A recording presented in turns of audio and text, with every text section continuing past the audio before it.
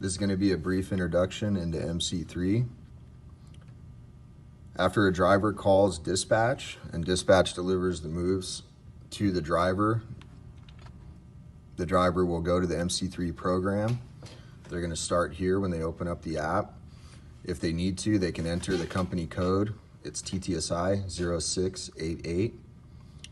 They're going to want to leave the environment on live. That's going to allow this program to update automatically via the motion of the driver. The driver will enter their driver number here and the password. Each driver has their own password.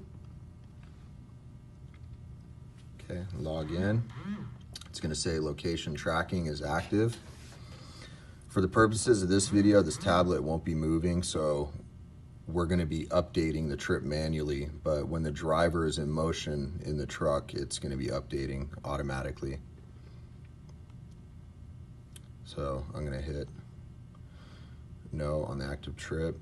Okay, now this is going to be the main screen of the MC3 right here. So we're going to go ahead and click assign trips. Now that's where the move, the container number and the chassis are going to be. So the driver is going to click on it. This is going to give them all of the basic info. It's going to give them the container number, driver notes with the appointment for whatever terminal they're going to, container owner and carrier. It's going to give them the size, the type of container, if it's an empty or a load. It's going to say the origin, the city, state, zip, origin, appointment for where it's going to the terminal, destination, right there. So we're going to go ahead, and if everything looks okay and the driver accepts that this is the move he's supposed to be doing, we're going to hit acknowledge. Now when you hit acknowledge, it's going to move it automatically into accepted trips. It went from assigned trips to accepted trips. So we're going to click on accepted trips. Click on that. We're going to activate the trip. After you activate the trip, this move on this tablet will begin to update automatically as the driver stays in motion. So the driver will not have to update the trip manually while they're in motion. So we're going to activate the trip. On the top here it says active trip. It gives us the container number. It tells us the origin. It's going to say arrived at pickup. It's going to have the timestamp there as well. All right. So again, for the purpose of this video, we're going to be updating this trip manually. All right, and here's all the same information that was under the preliminary trip. You can also click View Details. That's going to give you even more information. It's going to break down the address and give you the exact address for the origin and the destination. It's also going to verify what the BOL is of the move.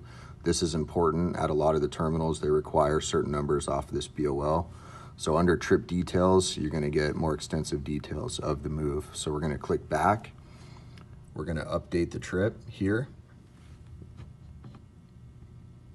Okay. Arrived at pickup 9:53. We're going to click on that. We're going to update.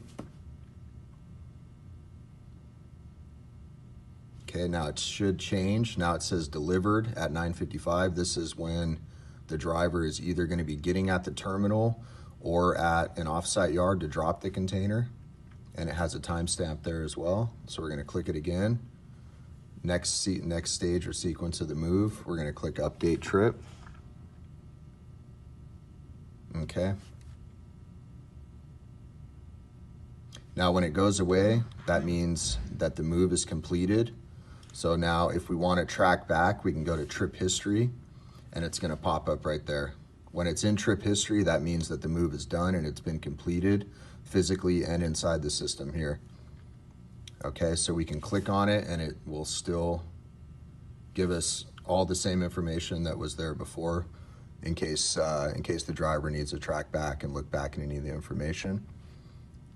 Okay, back to the main menu. And once the driver completes it at this point, they're going to contact dispatch again. And we always advise the drivers to try and text dispatch so they're not on their phone and pull over when they do it, so that the truck's not in motion and they're not on their phone while the truck is in motion. And this app also has a feature where it's not going to work. You're not going to be able to access the features if the truck is in motion. Thank you for your time. Appreciate it.